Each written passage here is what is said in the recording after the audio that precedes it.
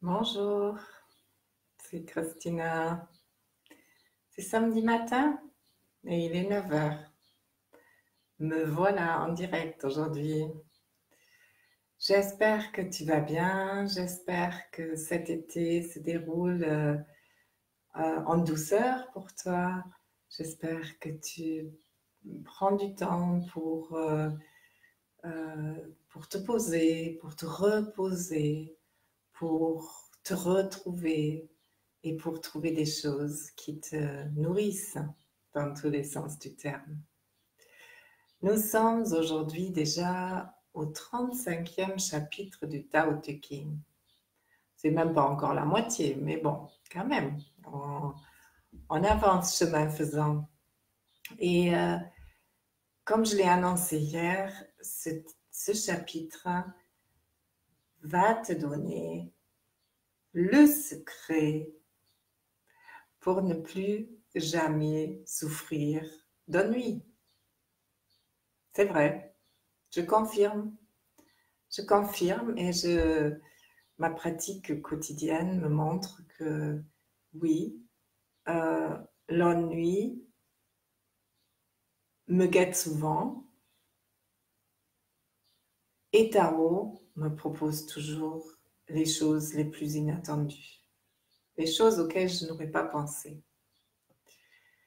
Je parlais hier avec Marie, qui est une élève studieuse, si je peux dire, qui suit ses enseignements depuis le tout début avec beaucoup d'intérêt et de profondeur, sur la notion de désir.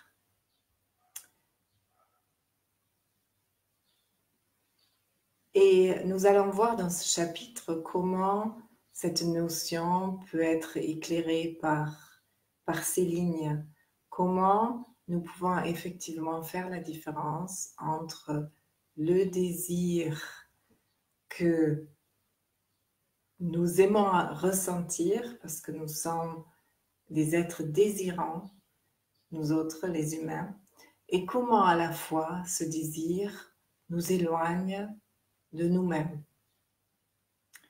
J'espère que aussi bien le son que la connexion Internet soit suffisamment bonne. Ça a l'air, mais j'ai quand même quelques sautes d'images, alors j'espère que ça va aller.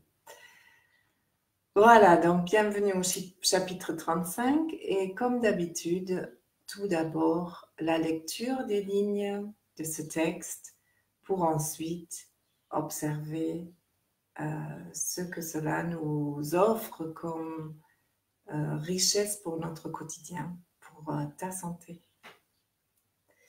Assieds-toi confortablement, prends tes aises, installe-toi, voilà, assieds-toi et laisse-toi guider par les mots, suis-les sans penser, suis-les juste avec ta perception et puis laisse-toi ouvrir par ces mots, laisse-toi imprégner, laisse-toi vivre ces lignes pour en cueillir l'essence qui est importante pour toi aujourd'hui. Ferme tes yeux,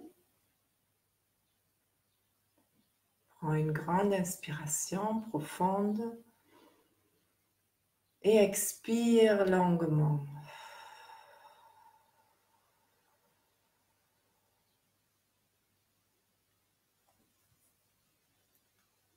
Chapitre 35.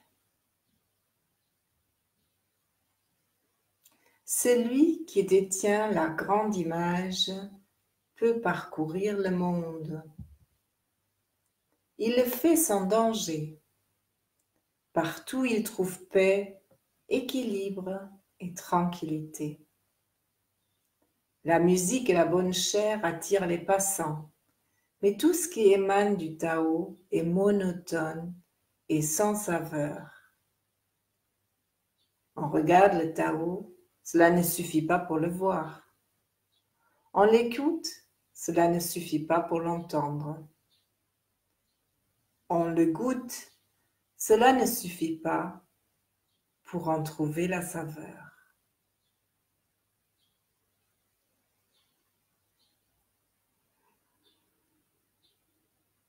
Inspire. Expire longuement.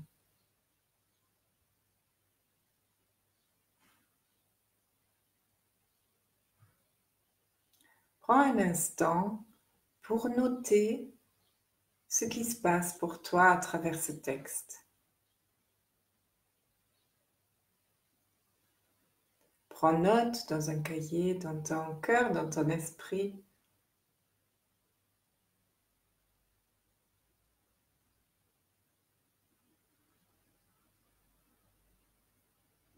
Et allons voir ensemble ce que ce texte nous offre. Je crois que la toute première chose qu'on peut remarquer, c'est qu'il est dit « Tout ce qui émane du Tao est monotone et sans saveur ». Ça, c'est quand même... qu'est-ce qu'on va faire de ça? Je vous ai promis un secret contre l'ennui. Et voilà qu'on nous dit ici que le Tao est monotone et sans saveur. C'est quand même pas très intéressant pour lutter contre l'ennui. Alors, pourtant, la médecine chinoise nous enseigne que la saveur neutre, d'ailleurs, c'est une saveur à part entière, la saveur fade dans la médecine chinoise. Et elle est nourrissante pour la rate pancréas, c'est-à-dire le mécanisme de transformation des aliments en énergie pour le corps. C'est intéressant parce que c'est déjà une métaphore pour tout le reste. La rate pancréas a un travail énorme à fournir parce que non seulement elle va digérer les aliments, donc pour les transformer en éléments utilisables pour le corps, mais en plus, elle va digérer les pensées. Elle va transformer les pensées en émotions et les émotions en pensées.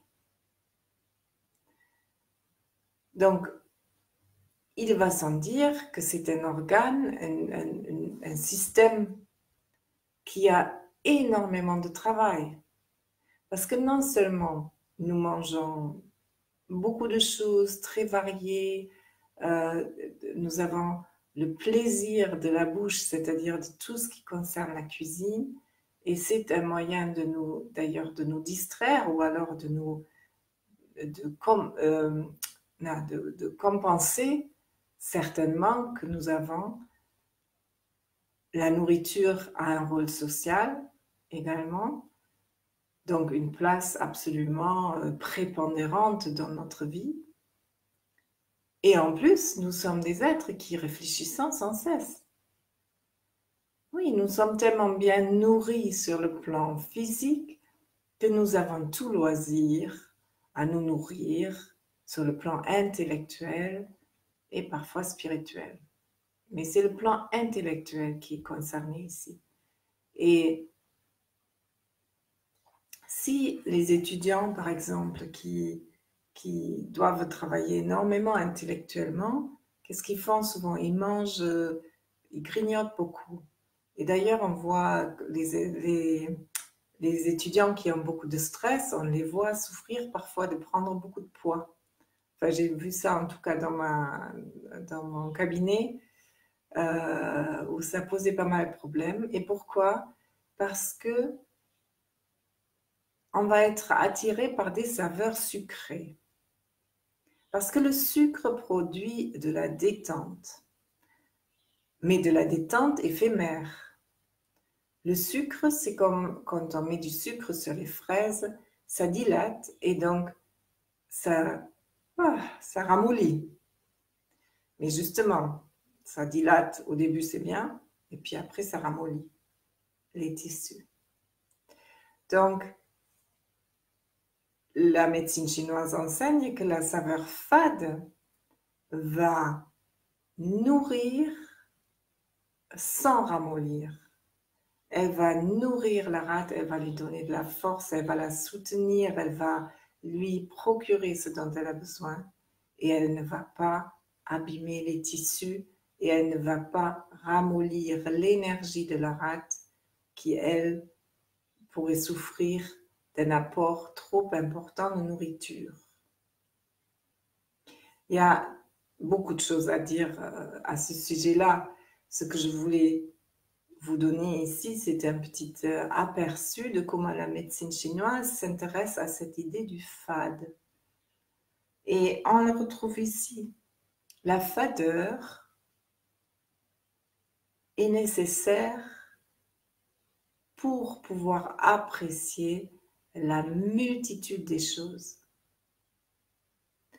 Allons approfondir ça à travers le texte. Donc, le texte dit, celui qui détient la grande image, c'est-à-dire le Tao, c'est une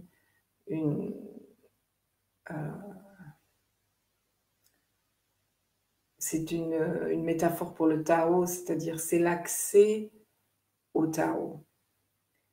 Donc celui qui détient la grande image peut parcourir le monde, il le fait sans danger, partout il trouve paix, équilibre et tranquillité. Alors si autant nous aspirons quand même à la paix, à l'équilibre, à la tranquillité de tous les jours, et bien quand c'est trop tranquille, on n'est pas content non plus. Hein, là, on voudrait de l'aventure, on voudrait du voyage, on voudrait quand même un minimum de danger, etc. Donc en fait, on n'est jamais content. On peut l'observer pour soi-même. Hein, tu peux tenter de l'observer chez toi pour voir où tu en es, comment tu es. Tu peux te réjouir de la tranquillité quand elle est là, l'apprécier, la choyer, ou alors aussi vouloir autre chose. L'aventure, c'est intéressant. Les voyages forment parce qu'on se confronte, parce qu'on se découvre soi-même. C'est essentiel. Mais ce que dit le texte, la musique et la bonne chair attirent les passants. Et oui, c'est attirant, ça sent bon, c'est beau, c'est animé, ça me donne envie. Alors que le Tao, il est fade, il est monotone et sans saveur. Aucun intérêt, a priori, comme ça. Mais si on regarde le Tao, dit le texte, ça ne suffit pas pour le voir. Et l'écouter, ça ne suffit pas pour l'entendre. Et le goûter, ça ne suffit pas pour trouver sa saveur.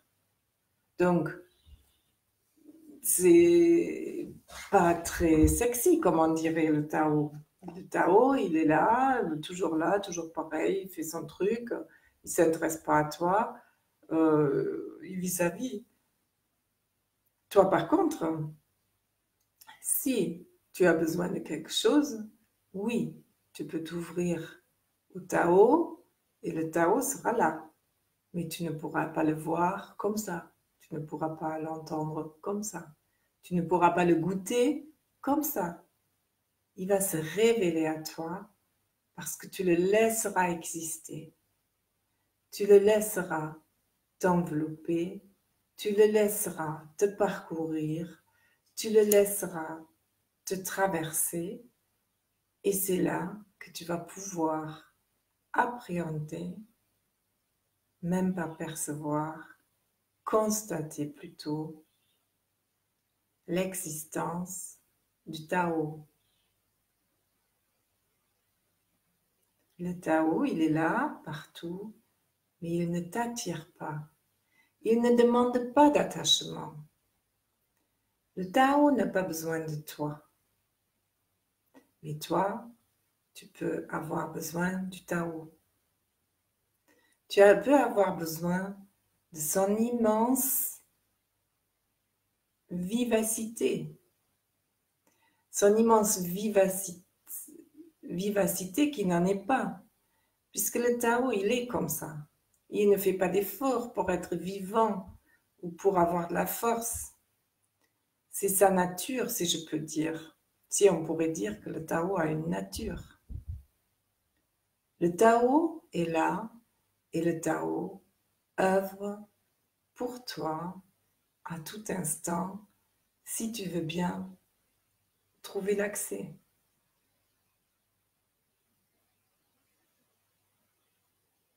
Alors, un exercice intéressant à faire, ça peut être de te proposer de faire un jeûne de 24 heures.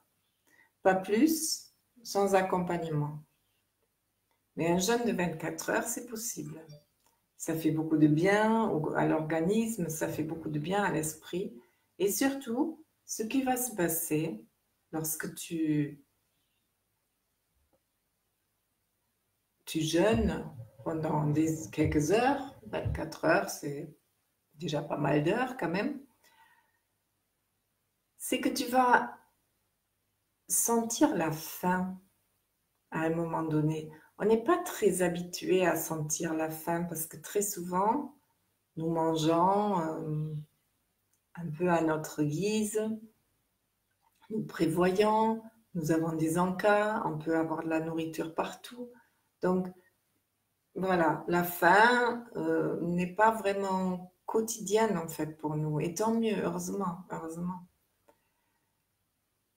Et là, de retrouver cette sensation de faim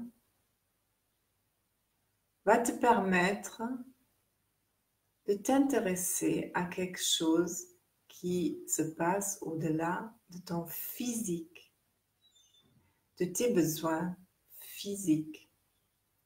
C'est les exercices que je propose souvent relèvent de ça, c'est-à-dire comment je peux entrer en contact avec quelque chose qui est là pour moi, mais qui n'est pas mon besoin immédiat. Comment je peux faire avec une situation de faim, par exemple? Comment je peux faire avec une situation de douleur? La proposition ici, c'est de t'asseoir, de remercier ton corps d'être là, de se faire sentir. Et puis, d'aller agrandir ta conscience. Comme je te l'ai appris déjà à plusieurs reprises dans les méditations que nous avons faites, et même ce que je t'ai appris pour écouter le texte du Tao. Écouter en étant bien présente, mais en étant présente également à autre chose.